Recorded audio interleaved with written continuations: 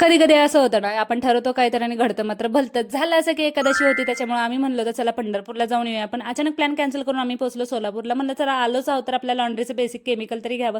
ते घेऊन आम्ही निघालो मीना बाजारात. सध्या ईद म्हणून एवढे सुंदर सुंदर बांगड्याचे स्टॉल इथे लागलेले असतात ना, आणि मला घ्यायच्या होत्या ट्रेंडिंग बांगड्या. आता या घालून किती दिवा लावणार हे मला चांगलंच माहिती आहे. शेवटी 3 सेटसाठी 1 तास घालून आम्ही वळलो साखरेचे हार घ्यायला. आमच्या सोलापुरात हारांचे एकापेक्षा एक भारी डिझाईन भेटतात बरं का. आणि माझी खूप दिवसापासून इच्छा होती की आमच्या पण घरच्या गुडीला इथला एक तरी हार असा घ्यावा.